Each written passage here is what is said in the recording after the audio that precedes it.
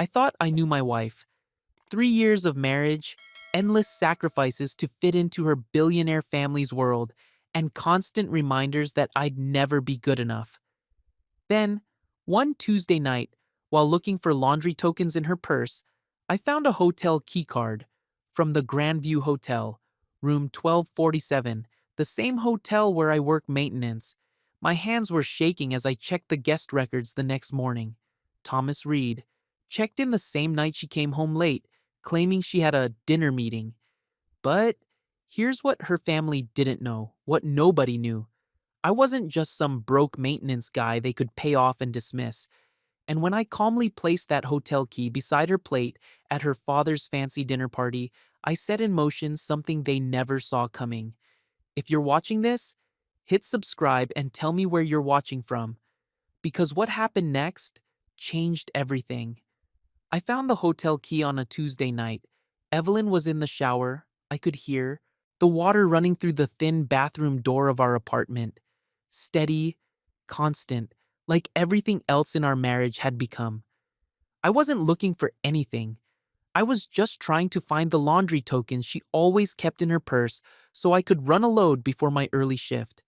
Her black leather bag sat on the kitchen counter, expensive and perfect like everything she owned.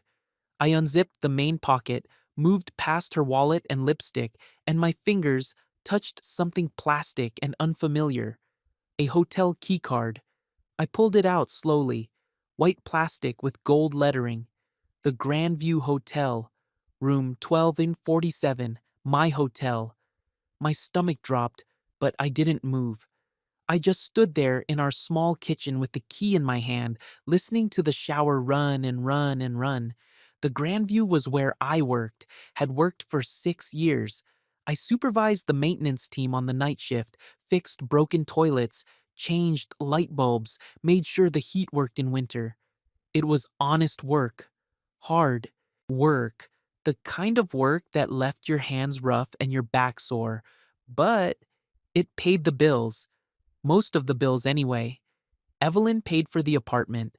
Evelyn paid for the car.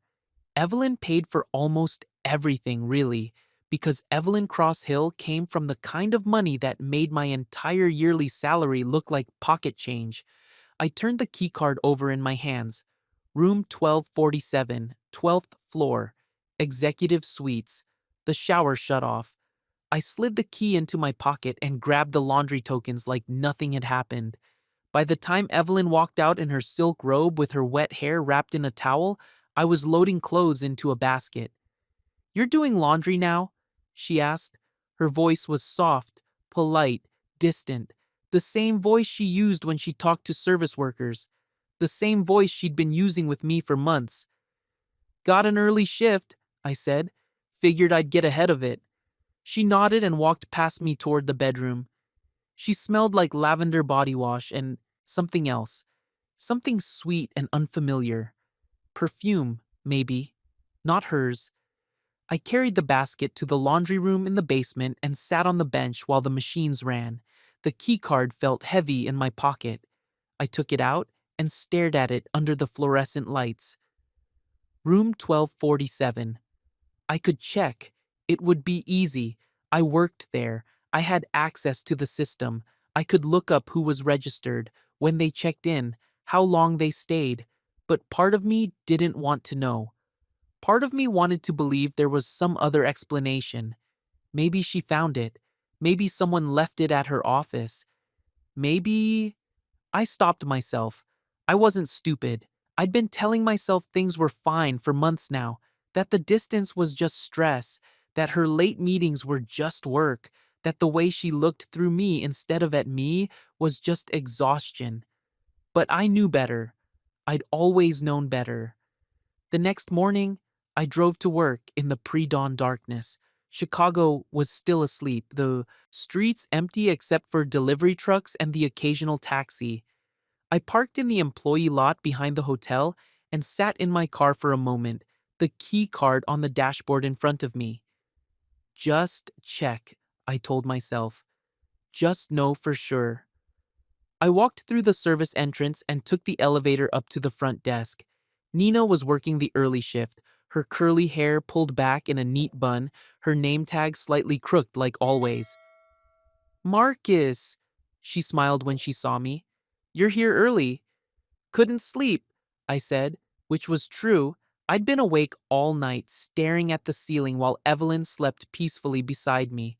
Nina and I had worked together for 3 years. She was good people, raised 2 kids on her own, never complained, always had something kind to say. She was one of the few people at the Grandview who treated me like a friend instead of just another employee. Coffee's fresh, she said, nodding toward the staff break room. Actually, I said, keeping my voice casual, I need to check something in the system. Guest records. She raised an eyebrow. Everything okay? Yeah, just following up on a maintenance request. It wasn't exactly a lie. I did follow up on maintenance requests all the time, just usually not at 6 in the morning. Nina turned her computer screen toward me and stepped aside. All yours. I typed in the room number, 1247. The record pulled up immediately. Guest name, Thomas Reed. Check-in, Monday, 7:42 p.m. Check-out, Tuesday, 11:15 a.m., Monday night. The same night, Evelyn came home late, claiming she had a dinner meeting that ran long. The same night, she went straight to the shower without even looking at me. I stared at the screen until the letters started to blur. Marcus? Nina's voice was soft, concerned. You sure you're okay? I cleared the screen and stepped back. Yeah, all good, thanks. She didn't look convinced, but she didn't push. That was another thing I liked about Nina. She knew when to give people space. I went down to the maintenance office and sat in the dim back corner where we kept the cleaning supplies. My hands were shaking. I pressed them flat against my knees and focused on breathing. Thomas Reed. I didn't know the name, but I could look him up. I could find out who he was, what he did, why my wife was with him. But what would that change? The key card was real. The room was real. The checkout time, late morning like they'd spent the night, was real. Everything else was just details. I went through my shift on autopilot, fixed a broken sink on the 5th floor, replaced burnt-out bulbs in the west stairwell, helped housekeeping move furniture in one of the conference rooms. Normal work, normal day, except nothing felt normal anymore. When I got home that evening, Evelyn was sitting at the kitchen table with her laptop open, typing quickly. She looked up when I walked in. "Oh, good, you're here," she said. "I forgot to mention, we have dinner with my parents on Saturday, 7 o'clock at Marcello's." Marcello's, the upscale steakhouse downtown where her father held court like some kind of king, where the waiters knew his order by heart and the manager personally greeted him at the door, where I always felt like I didn't belong. "Okay," I said. She went back to typing. "Wear the blue shirt I got you, and the nice shoes." "Sure." I walked past her to the bedroom and sat on the edge of our bed. The key card was still in my pocket. I took it out and looked at it again. Room 1247. I could confront her right now. I could walk back into the kitchen, drop the key on her laptop, and ask her to explain. But I didn't, because I knew what would happen. She'd deny it, or she'd turn it around on me somehow, or she'd make me feel like I was crazy for even asking. She was good at that, making people feel small. Her family had trained her well. So instead, I put the keycard in my wallet, right behind my driver's license, where I'd see it every time I opened it, and I decided to wait. Saturday came too fast and too slow at the same time. I put on the blue shirt, the nice shoes. I looked at myself in the mirror and barely recognized the man staring back. When had I started looking so tired? Evelyn emerged from the closet in a white dress that probably cost more than my car. Her blonde hair was styled perfectly, her makeup flawless. She looked like she belonged in a magazine. She looked at me and nodded. "You look nice." It wasn't a compliment. It was an inspection. "Thanks," I said. We drove to the restaurant in her car, a sleek black Mercedes that whispered money with every mile. She didn't talk. She never talked much anymore unless it was about logistics, where we needed to be, what we needed to do, who we needed to impress. Never about us. Never about how we were feeling or what we were thinking or whether we were still even in this together. I wondered if she noticed. I wondered if she cared. Marcello's was exactly how I remembered it. Dark wood, dim lighting, quiet conversations happening at tables draped in white linen. The kind of place where you could spend $200 on dinner and still leave hungry because the portions were refined. Richard and Linda Cross were already seated in a private room toward the back. Richard stood when we entered, tall and silver-haired in a suit that probably cost more than my monthly rent. He shook my hand with the firm, measured grip of a man who'd been taught that a handshake was a test. "Marcus," he said. His smile didn't reach his eyes. "Good to see you." "You too, sir." Linda offered her cheek for Evelyn to kiss. She gave me a small, polite nod. Linda Cross had perfected the art of looking at people without really seeing them. We sat down, ordered drinks, made small talk about the weather and traffic and some charity event Linda was organizing. I sipped my water and watched them. Really watched them. Richard dominated every conversation, steering topics toward business and legacy and the family's interests. Evelyn hung on his every word, laughing at his jokes, agreeing with his opinions. She transformed around her father, became smaller somehow, younger, desperate for approval. Linda smiled and nodded and contributed nothing of substance. And I sat there in my blue shirt and nice shoes, invisible except when Richard needed someone to explain his jokes to, or when Linda needed someone to agree that the restaurant's decor was simply lovely. This was my life. This had been my life for 3 years. I reached into my pocket and felt the keycard.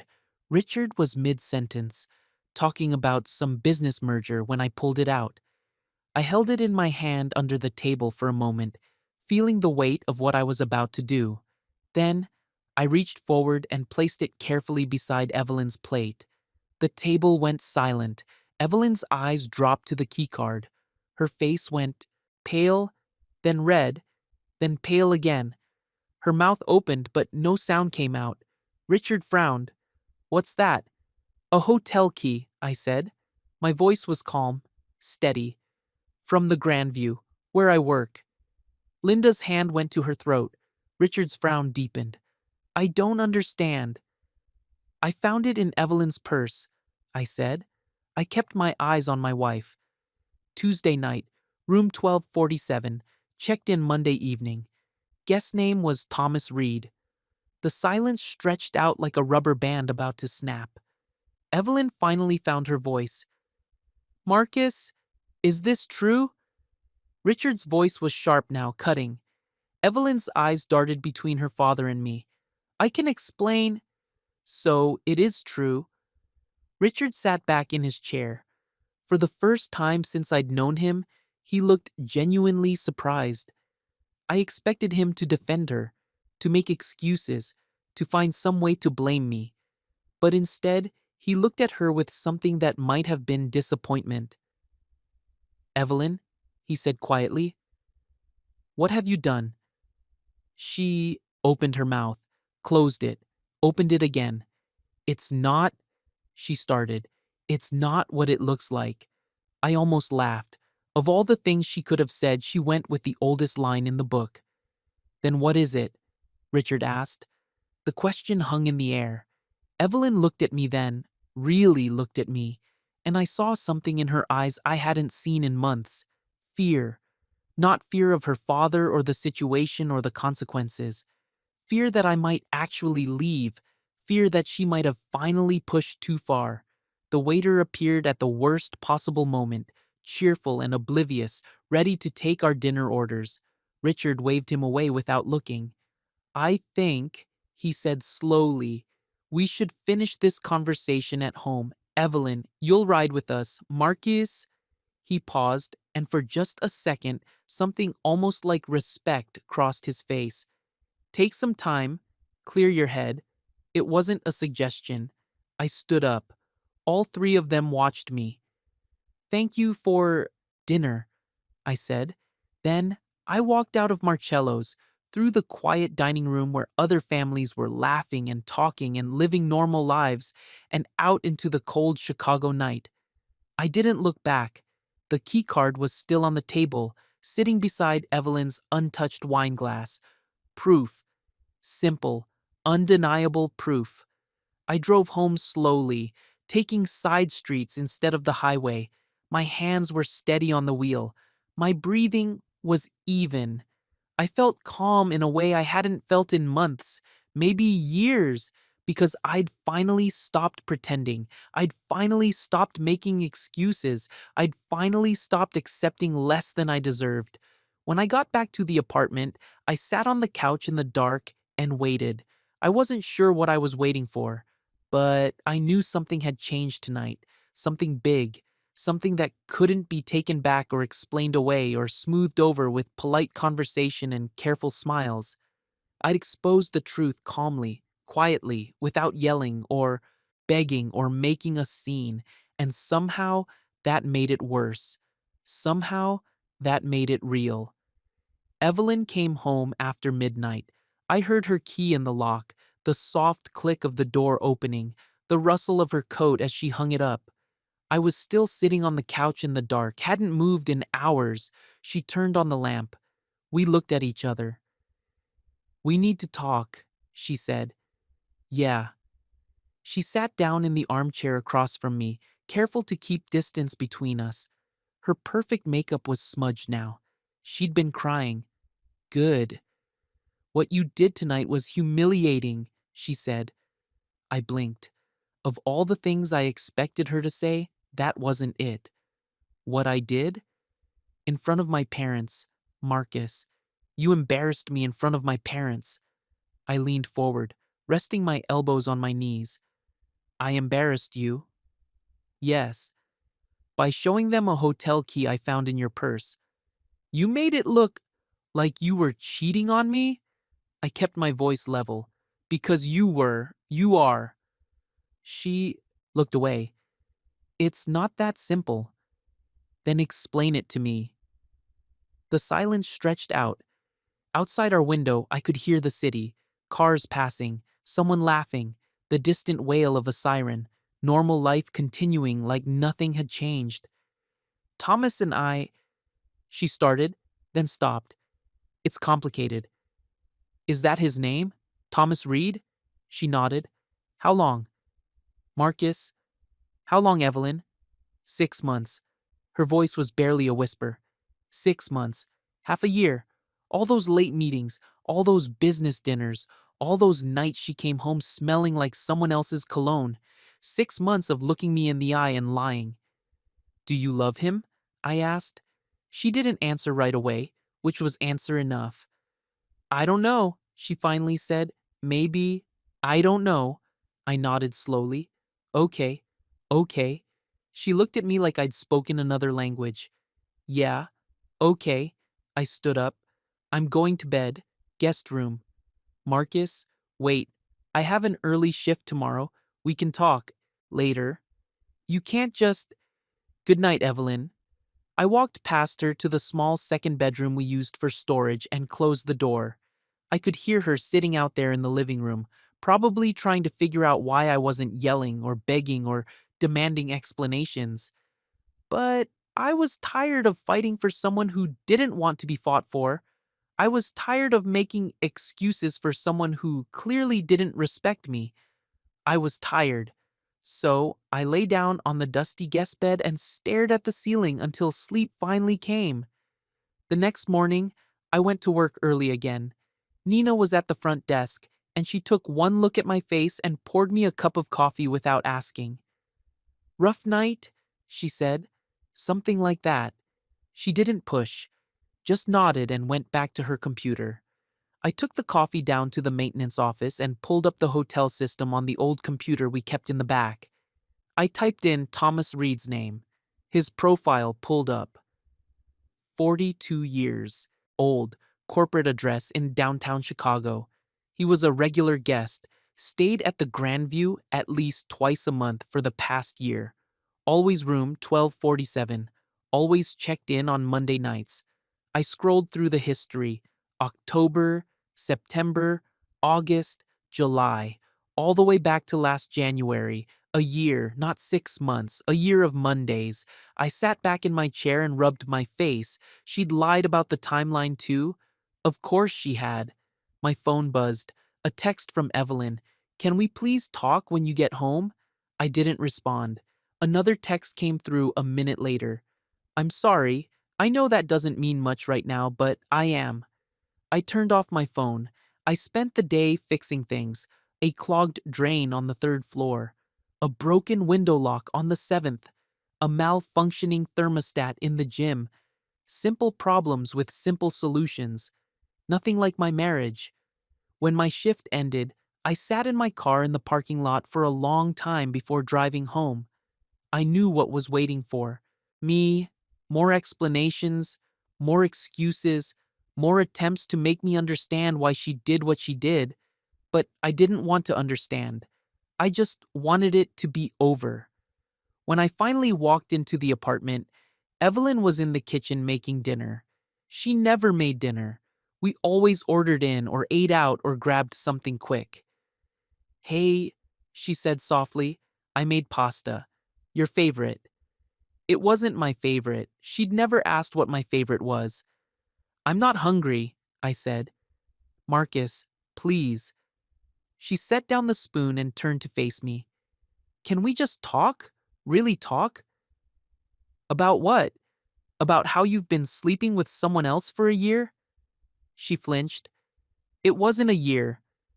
Don't lie to me anymore, Evelyn, I checked. Thomas Reed has been staying in room 1247 every Monday for the past year. Every single Monday. Her face went white. Did you think I wouldn't look? I asked. Did you think I was too stupid to check? No, I just... She stopped, swallowed. I didn't think you'd find the key. So the problem isn't that you cheated. The problem is that you got caught. That's not what I meant. Then what did you mean? She opened her mouth, closed it, looked down at her hands. She was still wearing her wedding ring. So was I, for some reason. I don't know, she finally said. I don't know what I meant. I don't know what I'm doing. I just... Her voice cracked. I felt trapped. Trapped? Yes. In what? In our marriage? In this apartment that you pay for? In this life where you have everything and I have nothing? That's not fair. Fair? I laughed, and it sounded harsh even to my own ears. You want to talk about fair? She wrapped her arms around herself. She looked small suddenly, fragile in a way I'd never seen before. My father called this morning, she said quietly. I waited. He wants to meet with you. Tomorrow. Just you and him. Why? I don't know. He wouldn't tell me. I'd bet she knew exactly why. Richard Cross. Didn't do anything without a reason. Fine, I said. Where? His office. Downtown. 10 o'clock. I nodded and walked toward the guest room. Marcus? Her voice was small behind me. I stopped but didn't turn around. I really am sorry, she said. For what it's worth. It's not worth much, I said. Then I closed the door. Richard Cross's office took up the entire top floor of a glass building downtown. Floor-to-ceiling windows, leather furniture, art that probably cost more than most people made in a lifetime. His secretary, a woman who looked like she could kill you with her stare, showed me into his private office. Richard was sitting behind a massive desk, looking at something on his computer. Marcus, he said, standing, thank you for coming. You're welcome. We sat down. He folded his hands on the desk between us. I want to apologize, he said. That surprised me. Richard Cross didn't apologize. For what? I asked. For my daughter's behavior. It was inappropriate, unacceptable. I nodded slowly, not sure where this was going. Evelyn has always been. He paused, choosing his words carefully. Impulsive. She makes decisions based on emotion rather than logic. It's something her mother and I have tried to correct over the years. Correct. Like she was a mistake that needed fixing. She's an adult, I said. She makes her own choices. Yes, and she made a poor choice. He leaned back in his chair. However, I think we can all agree that this situation is unfortunate for everyone involved. Unfortunate. I repeated the word, tasting it. That's one way to put it. I'd like to propose a solution, he said. Here it comes. I thought. I'm listening. Thomas Reed is a good man, successful, well connected. He comes from a good family, old money like ours. He and Evelyn have a lot in common. I felt something cold settle in my stomach. They move in the same circles, Richard continued. They understand each other's world, their expectations, their responsibilities. What are you saying? He met my eyes directly. I'm saying that perhaps this situation has revealed an underlying truth that you and Evelyn are fundamentally incompatible. There it was. Because I'm black, I said. Because you come from different backgrounds. That's the same thing. No, he said calmly. It's not about race, Marcus. It's about class, about culture, about the life Evelyn was raised to live. The life where she cheats on her husband? His jaw tightened. I'm trying to have a civilized conversation. So am I. But let's be honest about what you're really saying. You never wanted her to marry me. You never thought I was good enough, and now you're using her affair as an excuse to say what you've always thought. He didn't deny it. What do you want me to do? I asked. Make it easy for her? Step aside? Let her be with someone more suitable? I want you to consider what's best for everyone. Everyone meaning your family, meaning all of us, including you. He opened a drawer and pulled out an envelope. I'm prepared to offer you a very generous settlement, enough to start over comfortably, enough that you'd never have to worry about money again. He slid the envelope across the desk. I looked at it, but didn't touch it. You're trying to buy me? I said. I'm trying to help you move forward with dignity. Dignity. He wanted to talk to me about dignity. I stood up. Keep your money, I said. Marcus, I don't want it. I don't need it. And I'm not going to make this easy for anyone. I walked toward the door. You're making a mistake, Richard called after me. I stopped and looked back at him. He looked smaller somehow, sitting behind his big desk in his big office with his big plans. The mistake was already made, I said, and it wasn't mine. I left before he could respond. I drove around for hours after that, through downtown, past the lake, through neighborhoods I didn't know, thinking. Richard was right about one thing. Evelyn and I were incompatible, but not because of where we came from or how much money we had. We were incompatible because she didn't respect me. She never had. I'd spent 3 years trying to fit into her world, trying to be what her family wanted, trying to prove I was worthy of her. And the whole time, she was looking for someone else, someone easier, someone who didn't challenge her or her family's expectations, someone like Thomas Reed. My phone had been buzzing all day with texts from Evelyn. I finally pulled over and read them. Where are you? My dad told me you left. What happened? Please come home. We need to talk. Marcus, I'm worried about you. I typed back, I'm fine. Need some time. Her response came immediately. How much time? I didn't answer. Instead, I looked up apartment listings on my phone. Small studios, one bedrooms, places I could afford on my own salary without Evelyn's money or her family's influence, places where I could just be myself. I found one I liked, a small studio in a neighborhood near work. Nothing fancy, but it was mine. I called the landlord. When can I see it? I asked. Tomorrow morning if you want, he said. I'll be there. The apartment was perfect. Small, yes. Older, definitely. But it had good light and hardwood floors and a kitchen that actually felt like a kitchen instead of a showpiece.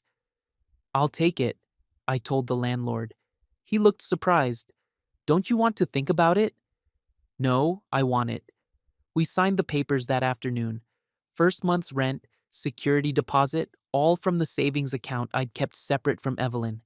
Money I'd earned myself. Money that was mine. The landlord handed me the keys. You can move in whenever you want. I looked at the keys in my palm. Small, simple, ordinary keys to an ordinary apartment. They felt like freedom. I didn't go home that night. I texted Evelyn that I was staying with a friend and turned off my phone. Instead, I stayed in my new empty apartment, sitting on the floor with my back against the wall, watching the city lights through the window. For the first time in months, maybe years, I felt like I could breathe. Sunday morning, I went back to the apartment I'd shared with Evelyn. She was in the bedroom when I arrived, still in her pajamas even though it was almost noon. You're back, she said. Relief flooded her face. I'm picking up some things. The relief faded. What do you mean? I got my own place. I'm moving out. Marcus, no. Evelyn, it's done. I already signed the lease. She sat down on the edge of the bed like her legs wouldn't hold her. You can't just leave. Yes, I can. But we haven't even talked about this. We haven't figured anything out. What's there to figure out?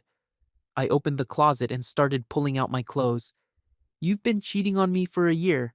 Your father tried to pay me to leave. Your whole family thinks I'm not good enough for you. What exactly are we supposed to talk about? I ended it, she said suddenly. I stopped packing. What? With Thomas. I ended it. Yesterday. I told him it was over. I turned to look at her. Why? Because I realized. Her voice broke. I realized I don't want to lose you. For just a moment, I felt something soften in my chest, some small part of me that still remembered loving her. But then I thought about Monday nights, about room 1247, about a year of lies, about her father calling me incompatible. You should have realized that before, I said. I know, and I'm sorry. I'm so sorry. But we can fix this. We can go to counseling, or I don't want to fix it. The words came out quieter than I intended, but they were true. I didn't want to fix it. I wanted to be done. Please, she said. Tears were running down her face now. Please don't go. I went back to packing. Clothes, shoes, books, the few things in the apartment that were actually mine.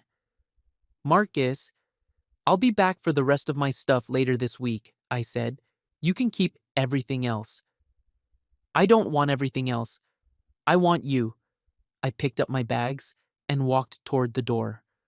Marcus! She followed me into the living room. You can't just walk away from 3 years of marriage. I stopped at the door and turned to look at her one last time. She looked desperate, broken, nothing like the composed woman who'd walked into that restaurant a week ago. You already did, I said softly. Then I left. I could hear her crying behind me as I walked down the hall, but I didn't go back. I just kept walking. The first week in my new apartment was the quietest week of my life. No one telling me what to wear, no one scheduling my time, no one looking at me like I was a problem that needed solving. Just me, a air mattress I'd bought at Target, and the sound of the city outside my window. I should have felt lonely. Instead, I felt free. I went to work, came home, ate simple meals, watched the sunset from my small window. It was a routine, but it was mine. Nina noticed the change immediately. You look different, she said one morning at the front desk. Different how? Lighter. She studied my face. Whatever was weighing you down, it's gone. I smiled. Yeah, it is. She didn't ask for details. Nina never pushed, But she started bringing me extra coffee in the mornings and leaving homemade cookies in the maintenance office.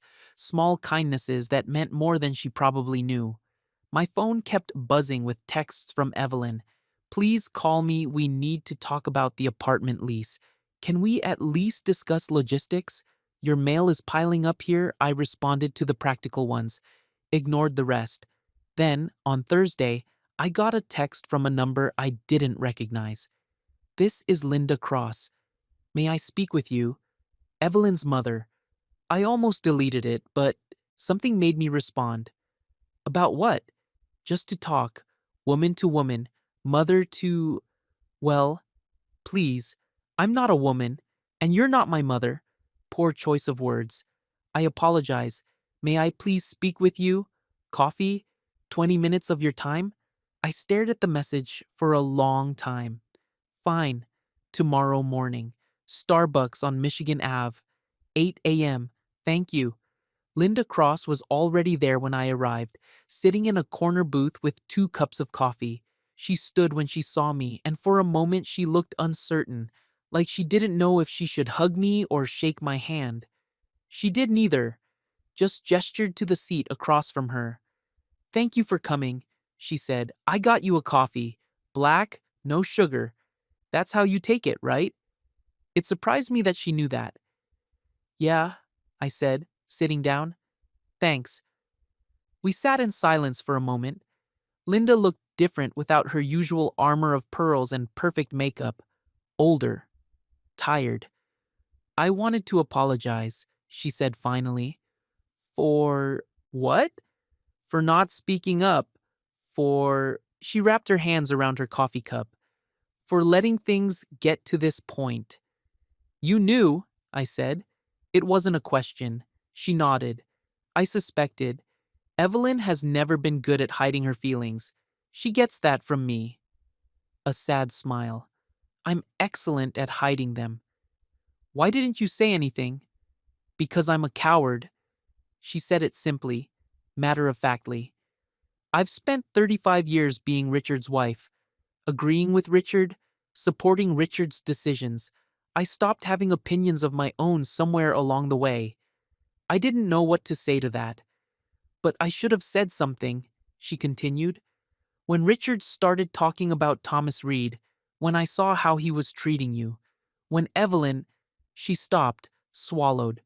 I should have spoken up, and I didn't, and I'm sorry. Okay, I said. She looked at me, surprised. Just okay? What do you want me to say? That I forgive you? That it's fine? I shook my head. It's not. Fine. But your apology doesn't change anything. It doesn't fix what happened. I know. She looked down at her coffee. Evelyn's devastated, you know. She barely leaves the house, won't eat, can't sleep. Linda, I'm not telling you this to manipulate you, she said quickly. I'm telling you because I think you should know. What you did, walking away with your dignity intact, it's the first time anyone has ever held her accountable for her actions. That's sad. It is. She met my eyes. But it's also necessary. Richard and I raised her to believe the world would bend to her will, that she could have whatever she wanted without consequences. And now, she gestured helplessly, now she's learning that's not how life works. A little late for that lesson. Yes, but better late than never, I suppose. We drank our coffee in silence. Outside the window, Chicago was waking up, people rushing to work, tourists taking photos, life continuing like it always. I did. I won't ask you to forgive her, Linda said eventually, or to take her back. I just wanted you to know that someone in that family sees you, really sees you, and thinks you deserve better than what you got. Thank you, I said, and I meant it. She nodded and stood up. Take care of yourself, Marcus. You too. She left, and I sat there for a while longer, watching the city move. The next morning, I found an envelope taped to my apartment door. No return address, just my name written in unfamiliar handwriting. I opened it inside. Divorce papers. Evelyn had filed first. I sat down on my air mattress and read through the documents. Standard stuff. Division of assets. Terms of separation. She was keeping the apartment, the car, everything that was technically hers anyway. She wasn't asking me for anything. There was a note paper clipped to the front page. I thought this would be easier than dragging it out. You can have your lawyer look it over, but I think you'll find the terms are fair. I'm not trying to punish you. I just want this to be over quickly and cleanly. E. I read the note 3 times. She'd filed first, taken control of the narrative, made it look like her decision. Of course she had. I called the lawyer I'd looked up earlier that week, made an appointment for the following Monday. The woman on the phone was kind, professional. "These things are never easy," she said, "but we'll make sure you're protected." Protected from what? I'd already lost everything that mattered. Except I hadn't, I realized. I'd lost Evelyn, but I'd found myself. Work became my anchor. Every day I showed up early and stayed late, fixed what needed fixing, helped where I was needed. There was something meditative about it, the simple act of making broken things work again. If only marriages were as easy as leaky faucets. Nina kept me company during breaks, telling me stories about her kids and asking nothing about mine falling apart. "You're doing good," she said one afternoon. "A lot of people would be falling apart right now." "Who says I'm not?" She gave me a look. "Because I know what falling apart looks like. And this," she gestured at me, "this is holding it together." Maybe she was right. Maybe I was stronger than I thought. 2 weeks after I moved out, I was doing a maintenance check on the 12th floor when I walked past room 1247. The door was open. Housekeeping was inside, changing sheets and vacuuming. I stopped in the hallway and looked in. It was just a room. Nice enough, executive suite, king bed, city view, but just a room. This was where my marriage ended, where Evelyn chose someone else, where a year of Monday nights happened while I sat at home wondering why my wife felt so far away. I waited for anger, for pain, for something, but all I felt was tired. "You okay?" One of the housekeepers, Maria, I think her name was, poked her head out. "Yeah," I said, "just checking on something. Room's clean. Guests checked out yesterday." "Thanks." I walked away and didn't look back. On Monday, I met with the lawyer. Her name was Patricia Chen, and she had an office in a converted brownstone that smelled like coffee and old books. She was maybe 50, with sharp eyes and a kind smile.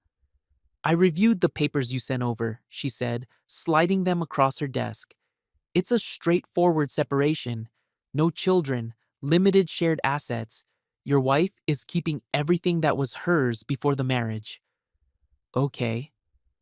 "But Marcus," she leaned forward, "you're entitled to more than this. Illinois is an equitable distribution state. Given the disparity in income and that this is clearly an at-fault situation." "I don't want anything," I said. She paused.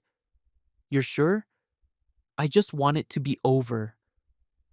She studied me for a long moment. "All right, but I want you to take a week to think about it. Make sure this is really what you want, because once you sign, that's it. I don't need a week. Take it anyway. For me." She smiled. "I've seen too many people rush through divorce and regret it later. Just sit with it. Make sure." I agreed because it seemed important to her, but I already knew what my answer would be. That Saturday, there was another cross-family dinner. I only knew because Evelyn texted me about it. "Family dinner tonight at Marcello's. Thomas will be there. My parents want to officially introduce him. I thought you should know." I stared at the message for a long time. Thomas Reed, the man from room 1247, being officially introduced to the family like he was the new boyfriend, the new option, the new better choice, less than 3 weeks after everything fell apart. I thought about going. crashing the dinner, making a scene. But what would that accomplish? Instead, I went to work.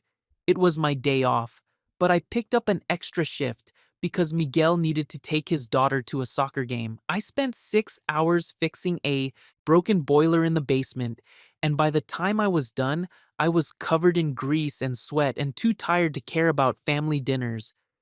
Nina found me as I was clocking out. You worked your day off? Needed the distraction. She looked at me with those knowing eyes. Today's the dinner, isn't it? I'd mentioned it once, days ago. I was surprised she remembered. Yeah, and you're here instead of there. Seemed like the better choice. She smiled. It was.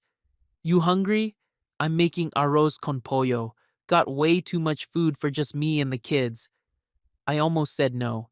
But then I thought about going back to my empty apartment, eating cereal for dinner, sitting alone with my thoughts. Yeah, I said, I'm hungry. Nina's apartment was small and loud and full of life. Her two kids, 13 and 9, talked over each other, showed me their school projects, argued about whose turn it was to pick the movie. It was chaotic and warm and exactly what I needed. You're good with them, Nina said later, after the kids had gone to bed and we were sitting on her small balcony with coffee. They're good kids. They are. She looked out at the city. Their father wasn't good with them or with me.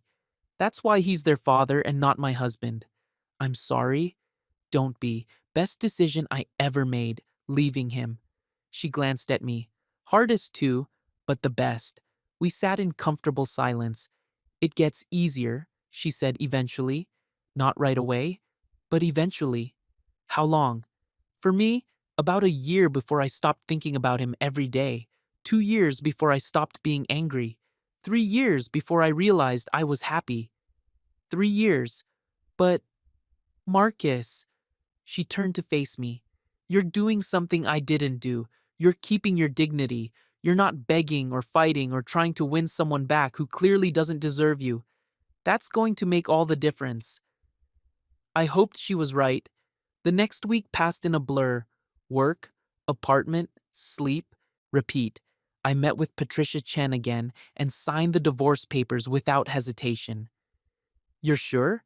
She asked one more time. I'm sure. She nodded and witnessed my signature.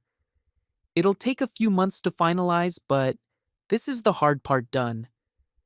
Thanks. As I left her office, my phone buzzed. Unknown number. Marcus? This is Thomas Reed. I think we should talk. I stopped walking. Thomas Reed wanted to talk to me. The man who'd been sleeping with my wife for a year wanted to have a conversation. I almost laughed. No thanks, I typed back. Please, I'd like to explain. Nothing to explain. I feel terrible about what happened. Then feel terrible. That's not my problem. I blocked the number and kept walking. 3 months passed. Fall turned to winter. Chicago got cold and gray, and I bought a real bed and a couch and slowly turned my empty apartment into a home. I picked up extra shifts when I could, saved money, started thinking about taking some classes, maybe finally finishing that degree I'd started years ago. Life moved forward.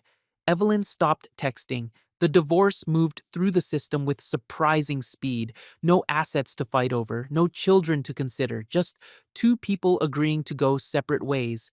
I heard through Nina that Richard Cross had a heart attack. Nothing serious, just a warning, the doctors said. He was recovering. I felt nothing about that. My phone buzzed one morning in early December as I was getting ready for work. A text from Linda Cross. The divorce is final. Wanted you to hear it from someone who cares. Take care, Marcus. Final. Over. Done. I looked at myself in the bathroom mirror. I looked different than I had 3 months ago. Stronger, maybe. More settled. Like someone who knew who he was and didn't need anyone's permission to exist. I smiled at my reflection. Then I went to work. It was a Monday morning in January, cold and clear, when Richard Cross saw the car. I wasn't there, but Nina told me about it later, her eyes wide with delight. I'd made a decision the week before, a crazy decision maybe, but I'd been saving for months, had gotten that settlement from my grandmother's estate that I'd forgotten about, and I decided life was too short to drive a 15-year-old Honda. So I bought a car. Not just any car, a black Lamborghini Huracan. Used, but still, sleek and gorgeous, and mine. I parked it in the employee lot that morning, right up front where everyone could see it, and walked into work like it was nothing. Richard Cross was checking out that morning. I learned later he'd stayed at the hotel for a business meeting. He was walking to his car when he stopped, stared, walked closer to the Lamborghini. That's when I came out of the service entrance with my work bag. Our eyes met across the parking lot. I walked to the car, unlocked it with the key fob, and opened the door. Richard just stood there, frozen, watching.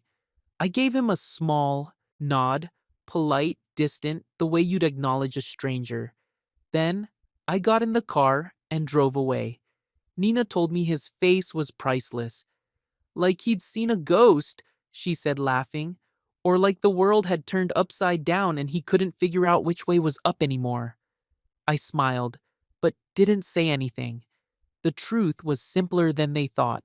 My grandmother had passed away 6 months ago, left me and my sisters her house in Atlanta. We sold it, split the money 3 ways. My cut was enough for a down payment on something nice.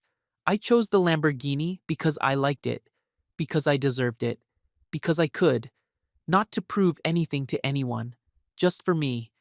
But if Richard Cross and his family saw it and wondered how the maintenance worker could afford a car like that, well, that wasn't my problem anymore. Word spread fast.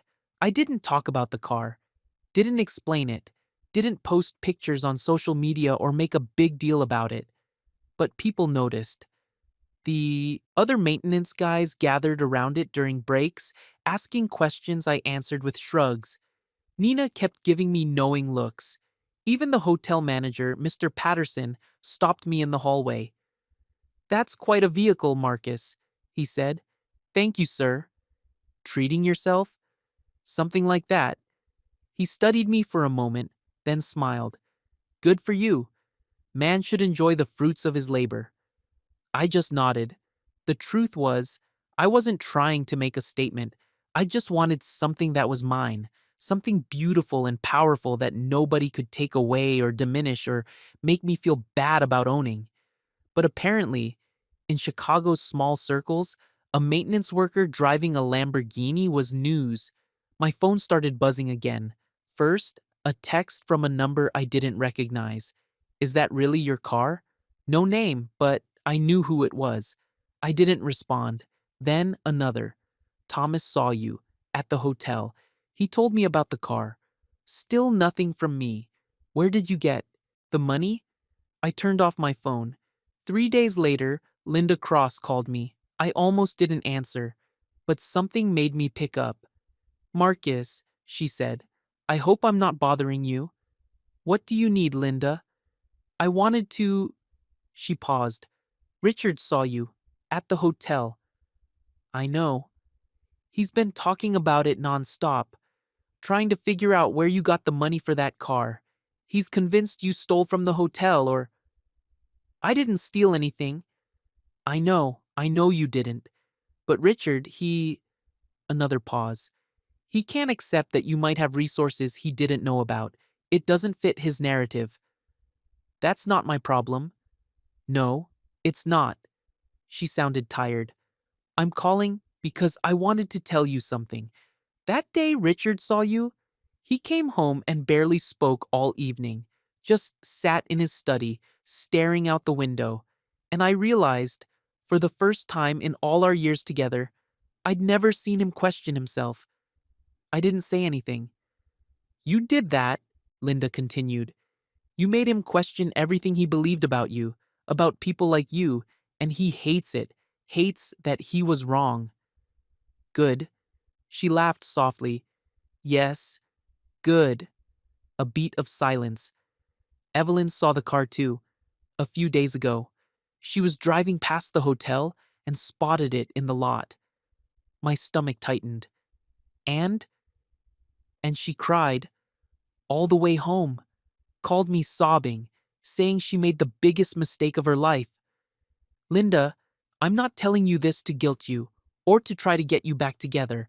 I'm telling you because, she took a breath, because sometimes people don't realize what they had until they see that person living well without them.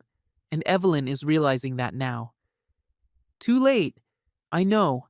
I told her the same thing. She sounded almost proud.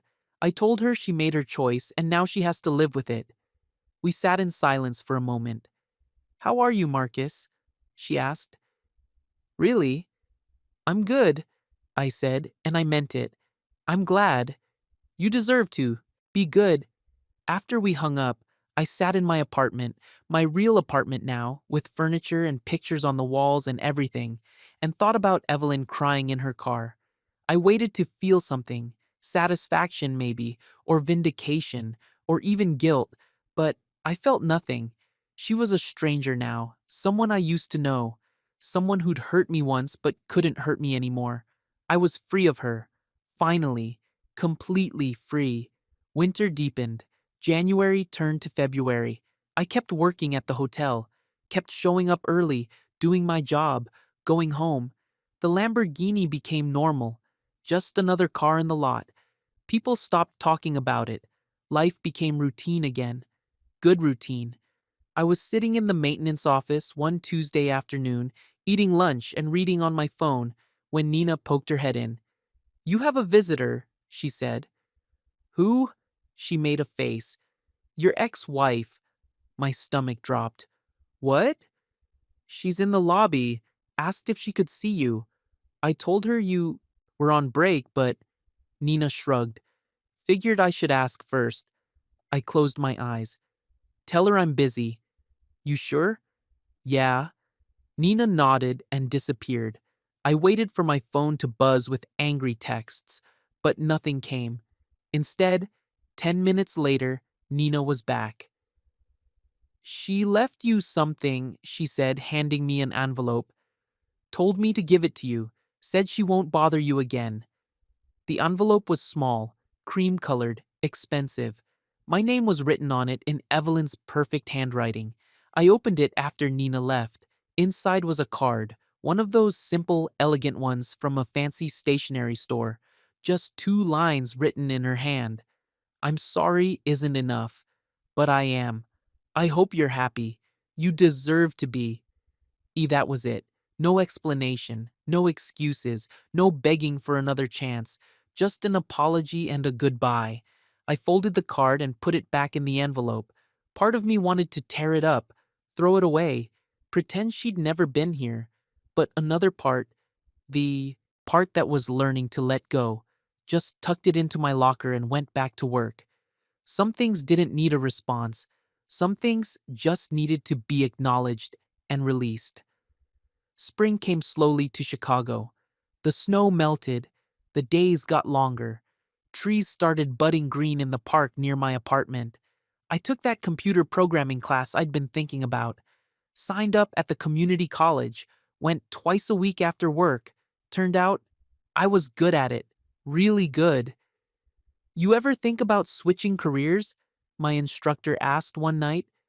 Maybe someday, I said. You should. You've got the mind for it.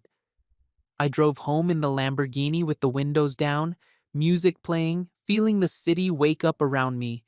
My phone rang. Unknown number. I almost didn't answer, but something made me pick up. Marcus Hill? A woman's voice. Professional? Yes?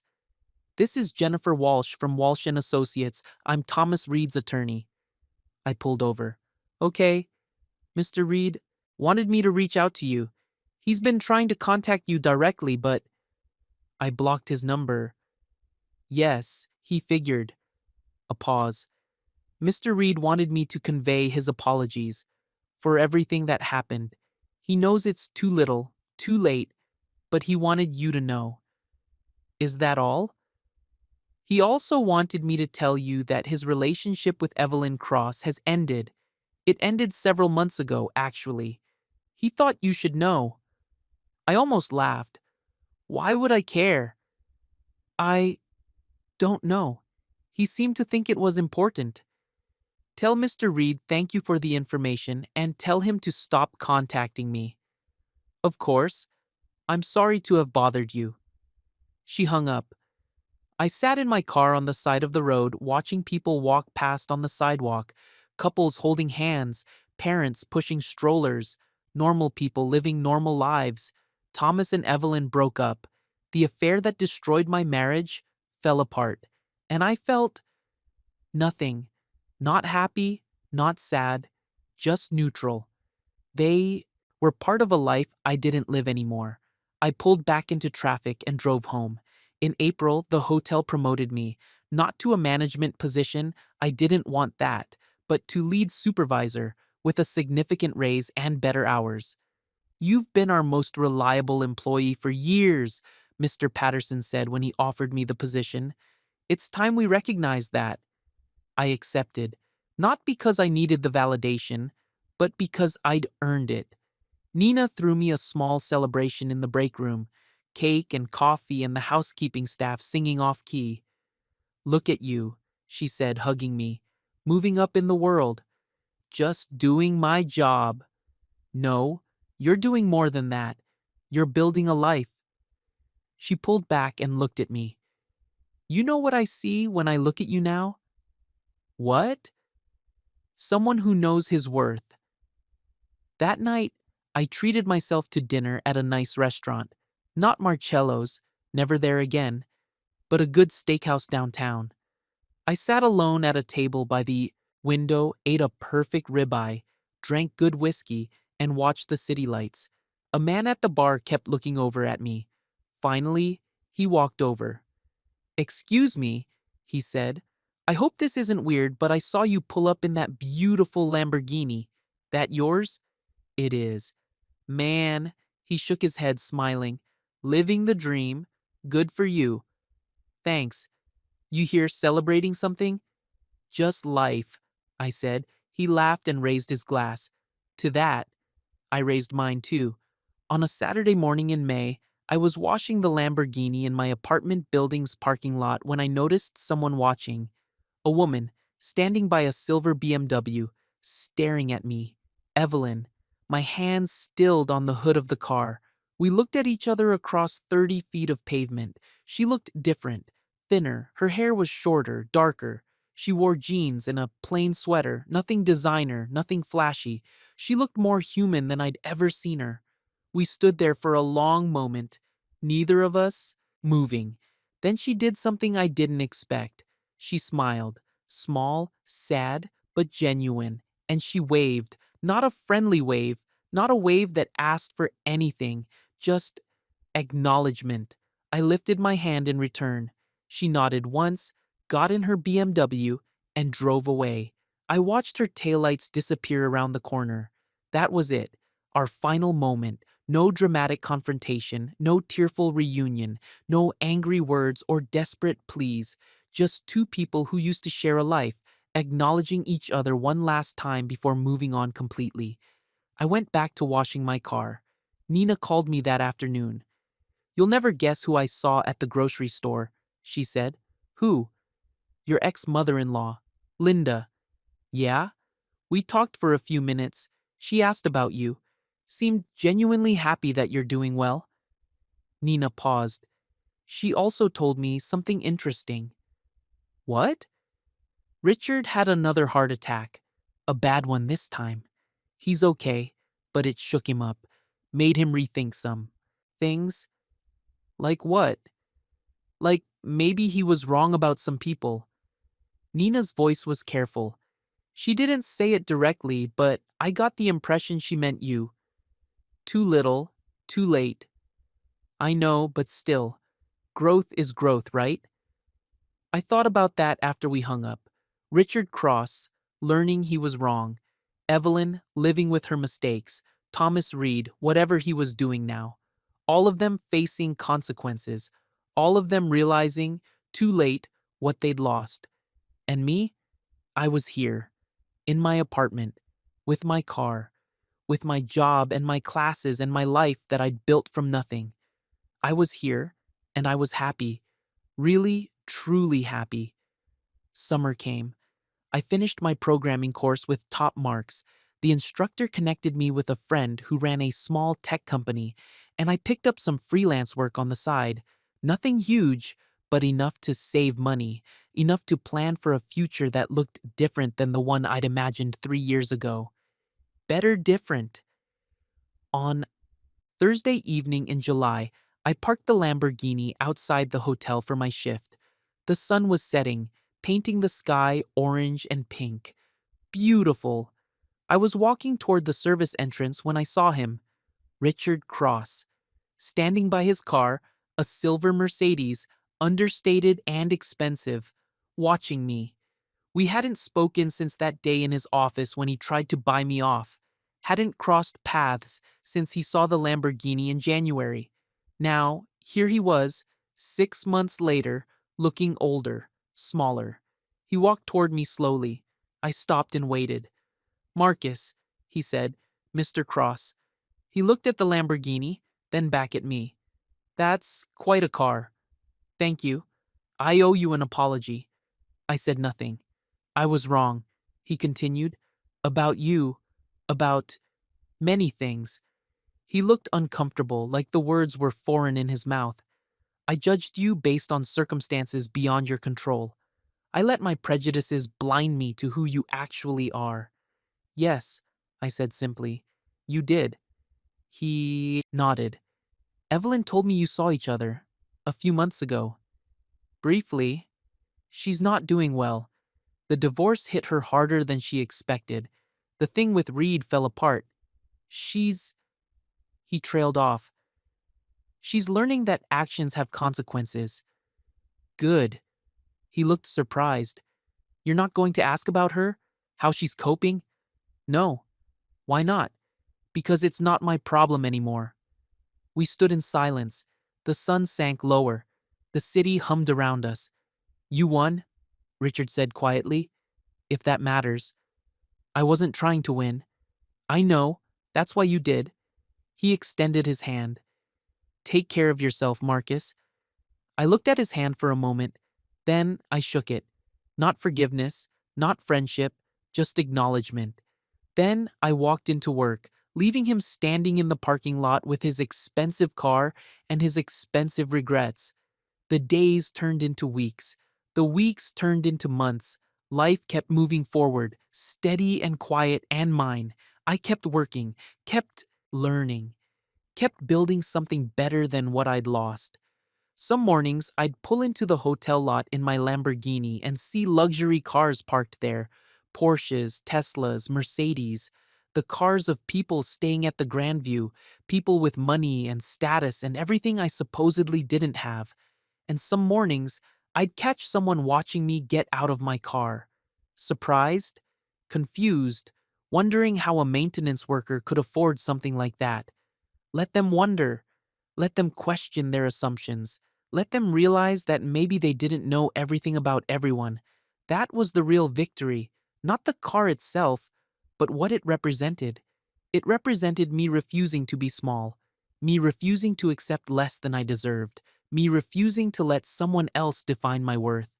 And on the mornings when I'd catch a glimpse of a silver BMW driving slowly past the hotel, slowing down just enough to see the black Lamborghini in the parking lot before speeding up and driving away, on those mornings, I'd smile, not because I was happy she was hurting, but because I was happy I wasn't, because I'd learned the most important lesson of all.